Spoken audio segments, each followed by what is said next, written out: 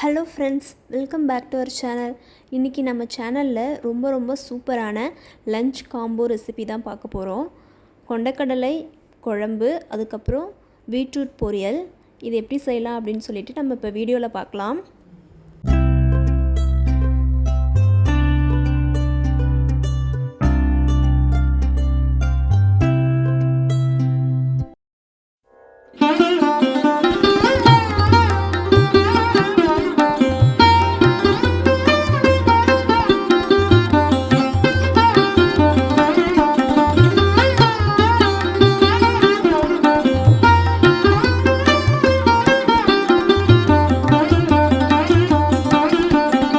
First சாப்பாடு வடிக்கிறதுக்காக rice ஊற வச்சு எடுத்துக்கலாம். ஒரு 2-3 டைம் வாஷ் பண்ணிவிட்டு ½ ஊற வச்சு எடுத்துக்கிட்டோன்னா வடிக்கும்போது சாப்பாடு ரொம்ப சாஃப்டாக இருக்கும். அதனால் கொஞ்சம் டைம் நல்லா ஊற வச்சு எடுத்துக்கிறேன்.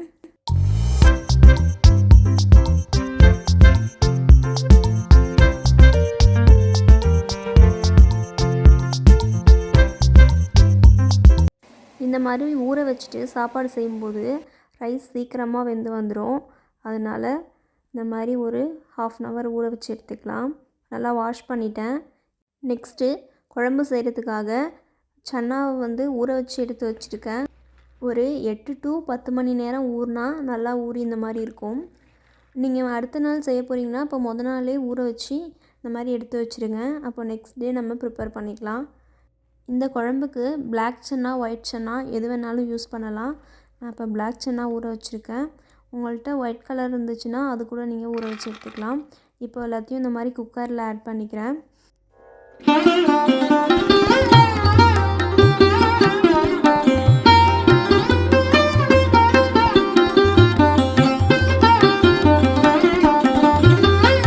இப்போது எல்லாத்தையும் குக்கரில் ஆட் பண்ணியாச்சு. நெக்ஸ்ட்டு தேவையான அளவு தண்ணி ஆட் பண்ணிக்கலாம். நான் 1 கப் அளவுக்கு தண்ணி ஆட் பண்ணியிருக்கேன். நம்ம சேர்த்துருக்க கடலெல்லாம் மூழ்கிற அளவுக்கு தண்ணி ஆட் பண்ணால் போதும். தேவையான அளவு உப்பு ஆட் பண்ணிக்கலாம். உப்பு சேர்த்துட்டு நல்லா ஒரு டைம் மிக்ஸ் பண்ணிக்கலாம். இந்த மாதிரி மிக்ஸ் பண்ணிவிட்டு ஒரு 4 to 5 விசில்ஸ் ப்ரெஷர் குக் பண்ணி எடுத்துக்கலாம். நீங்கள் உங்கள் குக்கருக்கு தகுந்த மாதிரி விசில்ஸ் வச்சு எடுத்துக்கோங்க. நான் ஒரு 5 விசில்ஸ் வச்சு எடுத்துக்கிறேன்.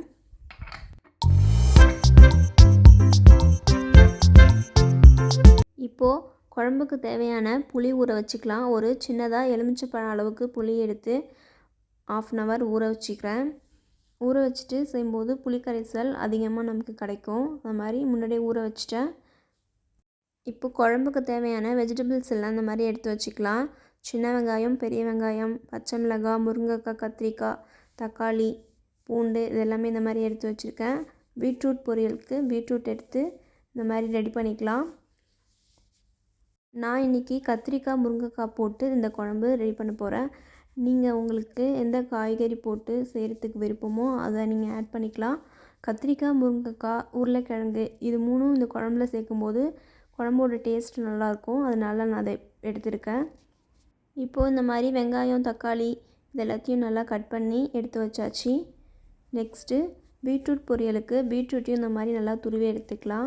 பெரிய பீட்ரூட்டாக இருந்ததுனால 2 பீட்ரூட் எடுத்து இந்த மாதிரி துருவி நான் எடுத்திருக்கேன். நீங்கள் சின்ன பீட்ரூட்டாக இருந்துச்சுன்னா ஒரு 3-4 அந்த அளவுக்கு கூட நீங்கள் துருவி எடுத்துக்கலாம். நெக்ஸ்ட்டு இதுக்கு தேவையான ஒரு பெரிய வெங்காயம் இந்த மாதிரி ஸ்லைசஸாக கட் பண்ணி எடுத்துக்கோங்க. நெக்ஸ்ட்டு 2 பச்சை மிளகாய், ஒரு கொத்து கருவேப்பிலை இது எல்லாமே சைடில் இந்த மாதிரி எடுத்து வச்சுருக்கேன். நெக்ஸ்ட்டு இந்த குழம்புக்கு தேவையான மசாலா ப்ரிப்பேர் பண்ணிக்கலாம். இதுக்கு வறுத்துட்டு ஒரு மசாலா நம்ம அரைச்சி யூஸ் பண்ண போகிறோம். அதனால் 2 டேபிள் ஸ்பூன் தனியா, 1 டீஸ்பூன் மிளகு, ½ டீஸ்பூன் ஜீரகம், 1/4 டீஸ்பூன் வெந்தயம், ஒரு கொத்து கருவேப்பிலை, 2-3 வரமிளகாய், 5-6 முந்திரி பருப்பு இது எல்லாத்தையும் 1 ஸ்பூன் ஆயில் விட்டு இந்த மாதிரி நல்லா ரோஸ்ட் பண்ணி எடுத்துக்கலாம். ஒரு 2 to 3 மினிட்ஸ் இந்த மாதிரி நல்லா ரோஸ்ட் பண்ணி எடுத்துக்கோங்க.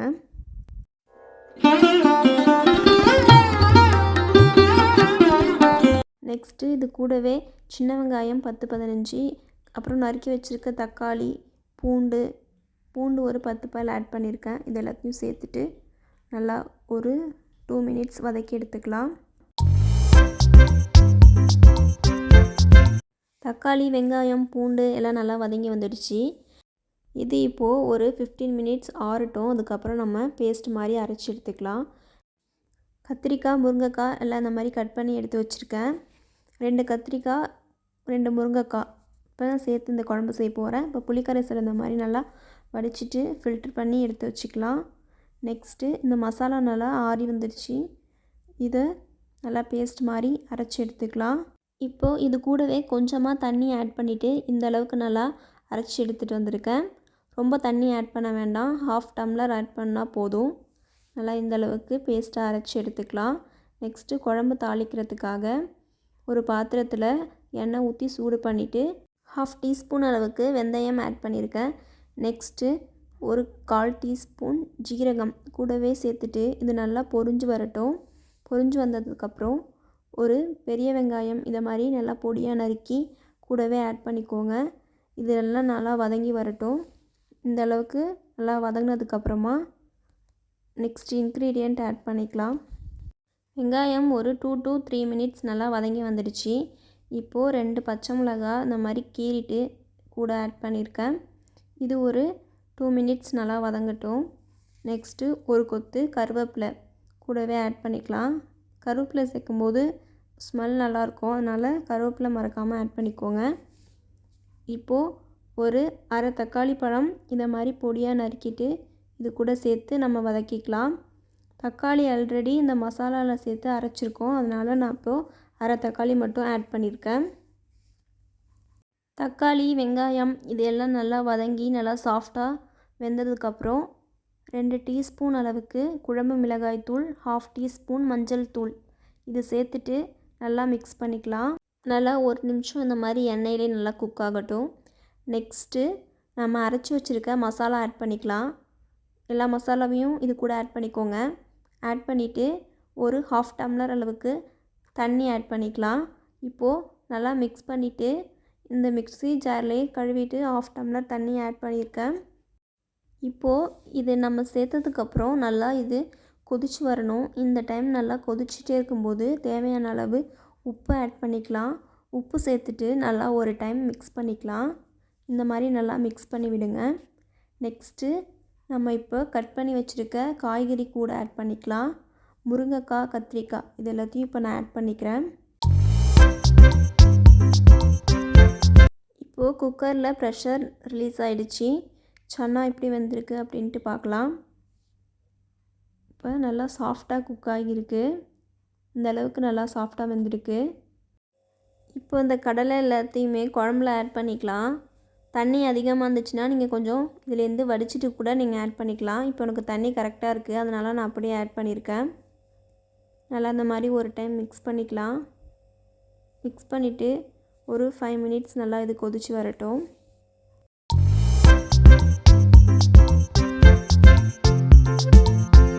கடலை சேர்த்து ஒரு 5 மினிட்ஸ் ஆயிடுச்சு. இப்போது குழம்புக்கு தேவையான புளிக்கரைசல் இந்த டைமில் ஆட் பண்ணிக்கலாம். புளிக்கரைசல் சேர்த்ததுக்கப்புறம் நல்லா இது ஒரு 10 மினிட்ஸ் நல்லா கொதித்து குழம்பு கொஞ்சம் திக்னஸ் ஆகி வரணும். அது வரைக்கும் நல்லா கொதிக்க விடலாம். ஒரு மூடி போட்டுட்டு 10 மினிட்ஸ் நல்லா குக் பண்ணணும்.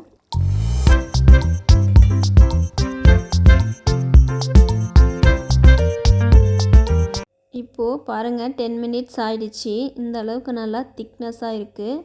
குழம்பு நல்லா எண்ணெய்லாம் பிரிஞ்சு வந்திருக்கு. கத்திரிக்காய், முருங்கைக்காய் எல்லாம் நல்லா வெந்து சாஃப்ட் ஆகிடுச்சு. இப்போது போல் கொஞ்சமாக கொத்தமல்லி இலைகளை தூவிட்டு சர்வ் பண்ண வேண்டிதான்.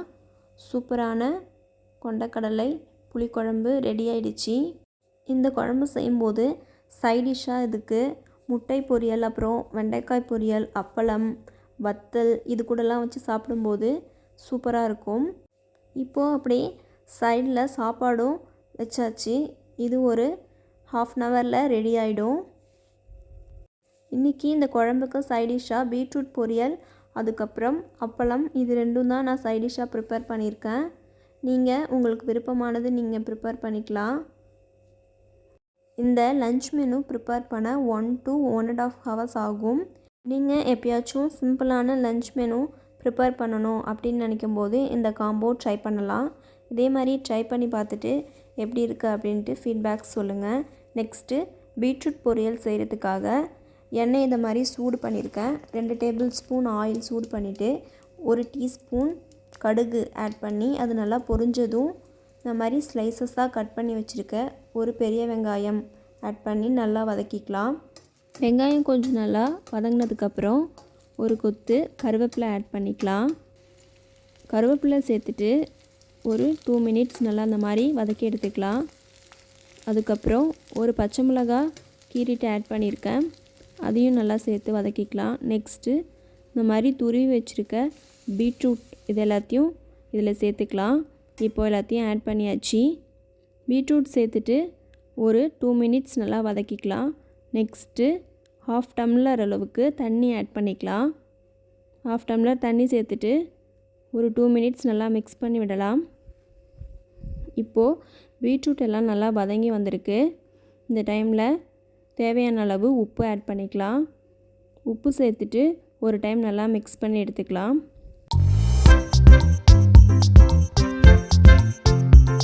இந்த டைமில் ஒரு 1/4 ஸ்பூன் அளவுக்கு மஞ்சள் தூள் ஆட் பண்ணியிருக்கேன். மஞ்சள் தூள் சேர்த்துட்டு நல்லா ஒரு டைம் மிக்ஸ் பண்ணிக்கலாம். இந்த மாதிரி மிக்ஸ் பண்ணி எடுத்துக்கோங்க. பீட்ரூட் எல்லாம் நல்லா சாஃப்டாக வெந்து வந்திருக்கு.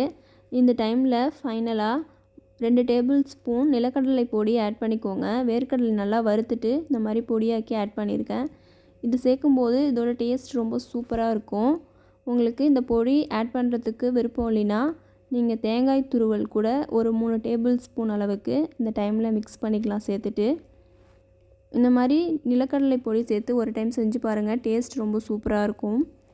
நல்லா சூப்பரான கலர்ஃபுல்லான பீட்ரூட் பொரியல் ரெடி ஆகிடுச்சு. இந்த டைமில் ஸ்டவ் ஆஃப் பண்ணிவிட்டு சர்வ் பண்ணிக்க வேண்டியதான். இப்போது நம்ம லஞ்ச் காம்போ என்னென்ன எடுத்துருக்கோம் அப்படின்னு சொல்லிட்டு பார்க்கலாம். சாதம், அதுக்கப்புறம் கொண்டக்கடலை புளிக்குழம்பு, அப்பளம், கொஞ்சம் தயிர், நெக்ஸ்ட்டு பீட்ரூட் பொரியல். இவ்வளோ தான், சிம்பிளான லஞ்ச் மெனு தான். இதே மாதிரி ஒரு டைம் ட்ரை பண்ணிவிட்டு எப்படி இருந்துச்சு அப்படின்னு சொல்லிட்டு கமெண்ட்ஸில் சொல்லுங்கள். இந்த வீடியோ பிடிச்சிருந்தா லைக் பண்ணிவிட்டு நம்ம சேனல் அப்படியே சப்ஸ்கிரைப் பண்ணி வச்சுக்கோங்க. மறக்காமல் பெல் பட்டன் கிளிக் பண்ணி வச்சுக்கோங்க. அப்போ தான் நெக்ஸ்ட் நான் போடுற வீடியோஸ் எல்லாமே உங்களுக்கு நோட்டிஃபை ஆகும். தேங்க்ஸ் ஃபார் வாட்சிங். பாய்.